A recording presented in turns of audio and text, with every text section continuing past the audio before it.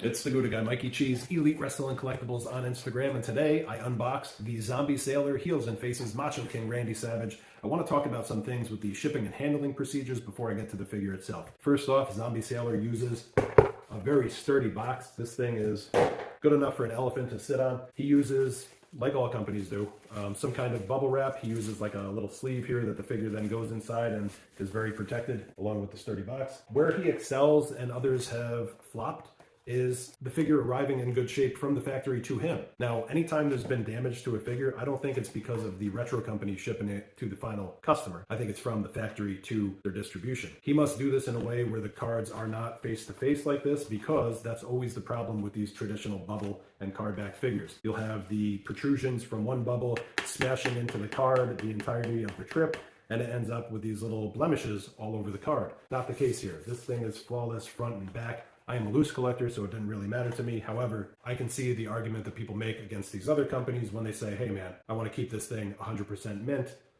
There's clearly a way you can do it because Zombie's doing it and they're not. I feel this is the figure of the year. You saw the card there. The card is bright and colorful. Of course, on the back, I didn't really show that. It does have the bio card cut out, which I'm going to keep and save.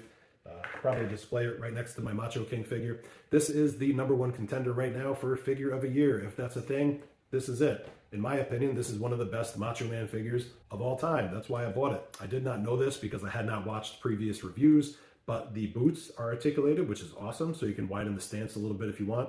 Of course, it's got the articulation at the waist, the arms, and the hands, so you can flex the bicep pose a little better. All of the details on this are superior in every form. The cowboy boots look great. The weight belt looks great. This is 100% unique mold here. Something that he added in this, and I don't know if it's on all of his figures, but it was on some of the old Hasbro figures, was the veins. I love seeing the veins on these figures. It's a nostalgic hit for me because I think of the Hulk Hogan Hulkplex arms, for example. I know those had veins on them. All the deco and detail on this is incredible. Of course, the glasses are removable. I was a little concerned when I put them on that they weren't on there good enough, but I was wrong, as you can see. So this is going to sit on your shelf. There's going to be no problems with the glasses falling off. If you want, go to zombiesailor.com right now.